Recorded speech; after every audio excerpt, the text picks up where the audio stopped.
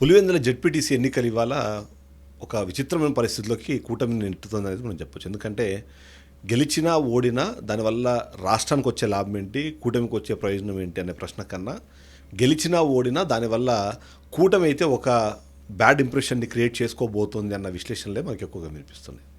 ముఖ్యంగా ఒక జెడ్పీటీసీ ఎన్నిక కోసము ఇంతమంది అంటే పెద్ద ఒక యంత్రాంగం మొత్తం అంటే టీడీపీ పార్టీకి సంబంధించిన ఎమ్మెల్యేలు, అక్కడ ఉన్న స్థానిక నాయకులు, మంత్రులు ప్రతి ఒక్కరూ దాని మీద కాన్సన్ట్రేట్ చేయడము, ఆ గెలుపు ఎందుకు అంత ఇంపార్టెంట్, దానివల్ల ఏమైనా నిజంగానే వచ్చే లాభం ఏమైనా ఉందంటే ఏమీ లేదు. ఒకటే ఒక లాభం ఏంటంటే పులివెందులకి సంబంధించిన కడప జిల్లాలో ఇప్పుడే వైసీపీ మన అసెంబ్లీ ఎన్నికలు అనుకున్నంత స్థాయిలో పర్ఫామ్ చేయలేదు కాబట్టి ఇప్పుడు పులివెందుల జెడ్పీటీసీ స్థానాన్ని కోల్పోయింది అని అంటే అక్కడ వైఎస్ ఫ్యామిలీకి సంబంధించిన పట్టు కోల్పోయింది అని చెప్పుకోవడానికి ఒక ఆప్షను లేదా ఒక పాయింట్ తప్ప ఇంక పెద్దగా అక్కడ ఏం లాభం లేదు. కానీ ఇప్పుడు అక్కడ గెలిచారనుకుందాం, జస్ట్ అనుకుందాం, ఒకసారి గెలిస్తే టీడీపీ పార్టీకి సంబంధించి వాళ్ళు చెప్పే మాట ఏంటి, ఇంత పెద్ద యంత్రాంగాన్ని యూజ్ చేసి ఇవన్నీ చేసి అక్కడ గెలిచారు, ఆ గెలుపు వల్ల లాభం ఏంటి అంటారు. ఒకవేళ ఓడిపోయింది అనుకుందాం టీడీపీ ఓడిపోతే ఏమవుతారు అప్పుడు? రాష్ట్ర వ్యాప్తంగా ఏదైతే ప్రజా వ్యతిరేకత ఉందో లేకపోతే ప్రభుత్వం మీద అసంతృప్తి ఉందో అసంతృప్తిని ఇక్కడ పులివెందుల ప్రజలు జెడ్పీటీసీ ఓట్ల పేరుతో అక్కడ ప్రపంచాన్ని చూపించే ప్రయత్నం చేశారు కాబట్టి టీడీపీ అన్నది ఫెయిల్యూర్ గవర్నమెంట్గా చూపించే ప్రయత్నం వైసీపీ చేస్తుంది. ఇప్పుడు రివర్స్లో ఆలోచిద్దాం. ఒకవేళ వైసీపీ గెలిచింది అనుకుందాం, గెలిస్తే ఏమవుతుంది? టీడీపీ చెప్పుకోవడానికి ఆప్షన్స్ ఉన్నాయి. అది ఎలాగో సిట్టింగ్ స్థానమే, అక్కడ చనిపోయిన సంబంధించిన కుటుంబ సభ్యులు ఉన్నారు. వైసీపీకి అది ఎప్పటి నుంచో కంచుకోట కాబట్టి సిట్టింగ్ స్థానం మరొకసారి కైవసం చేసుకోవడము పెద్ద గ్రేట్ ఏం కాదు అని చెప్పేసి చెప్పుకోవచ్చు.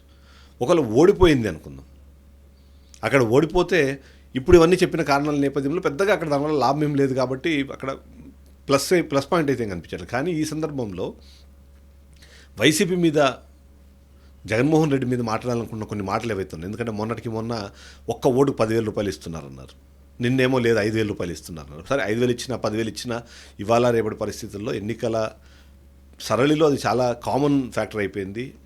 ఈ ఎలక్షన్ ప్రాసెస్లో డబ్బులు పంచడం అన్నది వెరీ కామన్ ఫినామినా అయిపోయింది. అందులో సరే వైసీపీ పంచుతుంది, టీడీపీ మేము పంచట్లేదు అని ఎక్కడైనా బహిరంగంగా చెప్తున్నారా?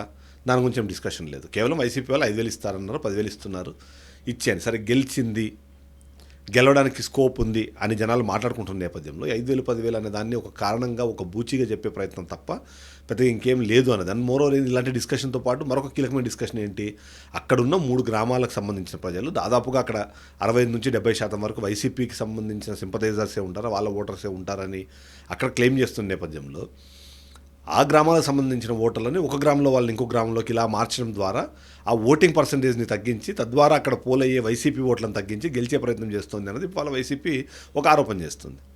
5,000 10,000 ఇవ్వట్లేదు అన్న విషయాన్ని ఖండిస్తూనే ఈ ఆరోపణకి లేదా ఇలాంటి ఒక వర్షన్కి తెరపైకి తీసుకొస్తుంది వైసీపీ. అంటే ఎక్కడైనా సరే ఈ జెడ్పీటీసీకి ఎన్నిక ఒక్కటి, అక్కడ జరిగే పరిణామాలు వీటన్నిటిని రెండు పార్టీలు యూజ్ చేసుకునే ప్రయత్నం చేస్తున్నాయి, రెండు పార్టీలు వాటిని క్లెయిమ్ చేసుకునే ప్రయత్నం చేస్తున్నాయి. బట్ ఫైనల్గా వాళ్ళకి దొరుకుతుంది ఏంటి, అక్కడ జరుగుతుంది ఏంటి?